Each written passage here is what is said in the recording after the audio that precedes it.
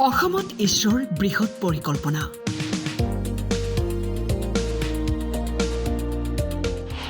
দুশ বিঘা ভূমিত স্থাপন হ'ব ঈশ্বৰ নেত্ৰা প্ৰকল্প। মহাকাশ বিজ্ঞানত অসমখন এখোপ আগবাঢ়ি যাব।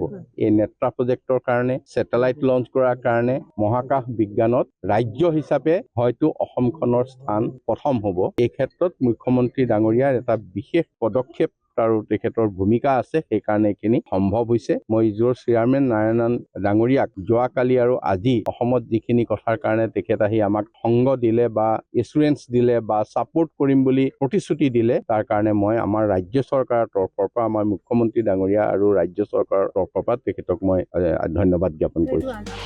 গছ-গছনি নকটাকৈ আৰম্ভ হ'ব প্ৰকল্পৰ কাম।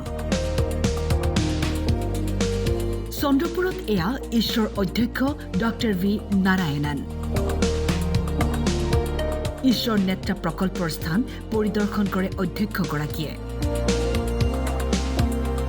অধ্যক্ষগৰাকীক সংগ দিয়ে অসম বিজ্ঞান আৰু প্ৰযুক্তিবিদ্যাৰ মন্ত্ৰী কেশৱ মহন্তই। গতিকে AACBয়ে যিহেতু এইখিনি এৰি থৈ গ'ল, এৰি থৈ যোৱাৰ পিছত এই মাটিখিনি আমি AACBৰ পৰা চৰকাৰে ৰেভিনিউ ডিপাৰ্টমেণ্টে AACBৰ পৰা লৈ আকৌ তেখেতসকলক হেণ্ড অভাৰ কৰিব লগা হৈছে। তেখেতসকলে বহুত ৰিচাৰ্চ কৰি ঠিক কৰিছে এই ঠাইটুকুৰৰ পৰা নেটৱৰ্কটোৰ কাৰণে উপযুক্ত ঠাই। সেইকাৰণে তেখেতসকলে পাৰ্টিকুলাৰ এই জাগাটো আমাক যেতিয়া প্ৰথম প্ৰস্তাৱ দিছিল সেইধৰণে বিচাৰিছিল।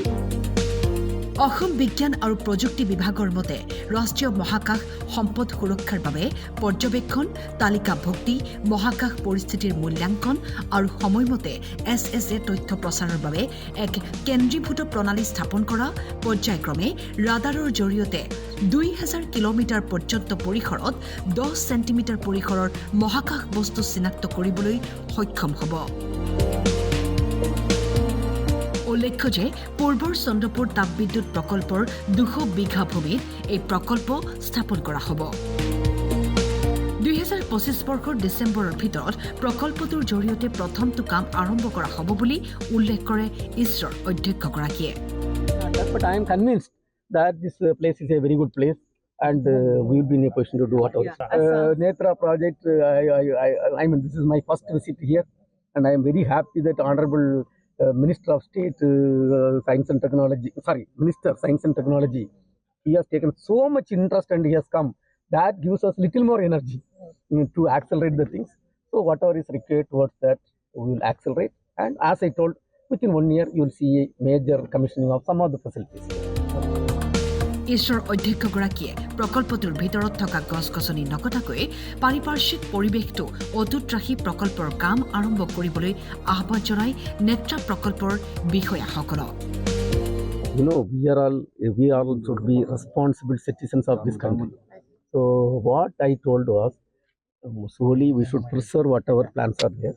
In case some while constructing, some plants have to be removed, we should plant.